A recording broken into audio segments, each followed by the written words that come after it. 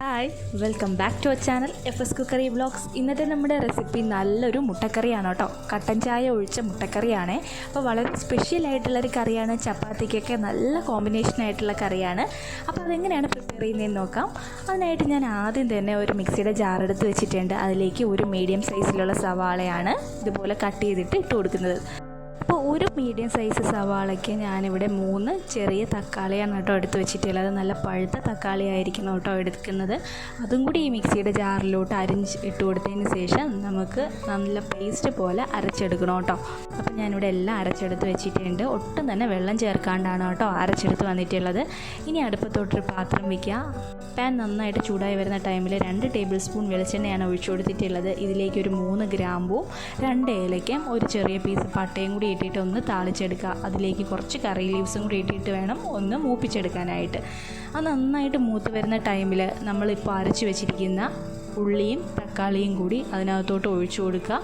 ആവശ്യത്തിന് ഉപ്പും കൂടി ചേർത്ത് കൊടുക്കുക കേട്ടോ. എന്നിട്ട് നന്നായിട്ട് അതിൻ്റെ റോസ് സ്മെല്ല് മാറുന്നത് വരെ ഒന്ന് ഇളക്കിയെടുക്കുക.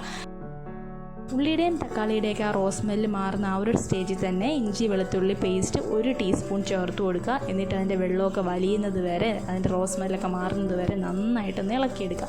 ഇപ്പോൾ നന്നായിട്ട് അതിൻ്റെ വെള്ളമൊക്കെ വലിഞ്ഞ്, തക്കാളിയിലെ വെള്ളമൊക്കെ വലിഞ്ഞിട്ട് നല്ല പാകത്തിനായിട്ടുണ്ട്. ഈ ഒരു സമയത്ത് 1/4 ടീസ്പൂൺ പെരുംജീരക പൊടിയാണ് ചേർത്ത് കൊടുത്തിട്ടുള്ളത്. അതിൻ്റെ കൂടെ തന്നെ ഞാൻ 2 ടീസ്പൂൺ മുളക് പൊടിയും 1 ടീസ്പൂൺ മല്ലിപ്പൊടിയും കൂടി ചേർത്ത് കൊടുത്തിട്ടുണ്ട്. അതിൻ്റെ കൂടെ എരിവിന് ആവശ്യത്തിനായിട്ട് 1 ടീസ്പൂൺ കുരുമുളക് പൊടിയും 1/2 ടീസ്പൂൺ മഞ്ഞൾപ്പൊടിയും കൂടിയാണ് ചേർത്ത് കൊടുത്തിട്ടുള്ളത്. ഇനി പൊടികളേക്ക് റോസ് സ്മെല്ല് മാറുന്നത് വരെ നന്നായിട്ട് ഇളക്കിയെടുത്തതിന് ശേഷം ചേർത്ത് കൊടുക്കേണ്ടത് നമ്മുടെ മെയിൻ ഇൻഗ്രീഡിയൻ്റ് ആയിട്ടുള്ള കട്ടൻ ചായയാണ് കേട്ടോ.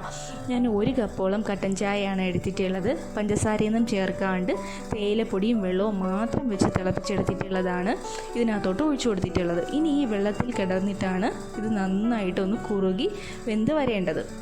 ഇത് തിളച്ച് വരുന്ന സമയത്ത് ഒരു സ്പെഷ്യലായിട്ടുള്ളൊരു സ്മെല്ലാണ് കേട്ടോ. വളരെ ഡിഫറെൻ്റ് ആയിട്ടുള്ളൊരു സ്മെല്ലാണ് വരുന്നത്. വളരെ ടേസ്റ്റി ആയിട്ടുള്ളൊരു കറിയാണ് കേട്ടോ ചപ്പാത്തിക്ക്. അപ്പോൾ ഇതിലേക്ക് ഞാനൊരു 1/4 ടീസ്പൂൺ അളവിൽ പഞ്ചസാരയും കൂടി ചേർത്ത് കൊടുത്തിട്ടുണ്ട്. ഈ ഒരു സ്റ്റേജിൽ വേണം ചേർത്ത് കൊടുക്കാനായിട്ട്. അത് നമ്മുടെ കറിക്ക് നല്ല ഒരു കളർ കൊടുക്കും, കൂടാതെ ടേസ്റ്റും കൂട്ടും കേട്ടോ ആ ഒരു ടൈമിൽ പഞ്ചസാര ചേർത്ത് കൊടുത്താൽ. ഇനി നമുക്ക് ആവശ്യത്തിന് കുറച്ചധികം വെള്ളവും കൂടി ചേർത്ത് നന്നായിട്ട് ഒന്ന് തിള വരുന്ന ഈ ഒരു സ്റ്റേജിൽ നമ്മൾ മുട്ടയാണ് കേട്ടോ ചേർത്ത് കൊടുക്കുന്നത്.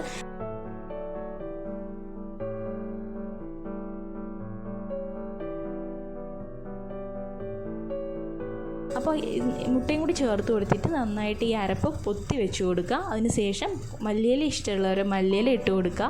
കറിവേപ്പിലയാണ് ഇഷ്ടമുള്ളവർ കറിവേപ്പില ഇട്ട് കൊടുക്കുക. ഇനി ഈ കറി ചപ്പാത്തിയുടെ കൂടെയോ ഫ്രൈഡ് റൈസിൻ്റെ കൂടെയോ ഒക്കെ സെർവ് ചെയ്യാവുന്നതാണ്. വീഡിയോ ഇഷ്ടമാവുകയാണെങ്കിൽ സബ്സ്ക്രൈബ് ചെയ്യാത്തവരൊന്ന് സബ്സ്ക്രൈബ് ചെയ്ത് സപ്പോർട്ട് ചെയ്യുക. കൂടെയുള്ള ബെല്ലൈക്കണും കൂടി ഒന്ന് പ്രസ് ചെയ്തേക്കണേ.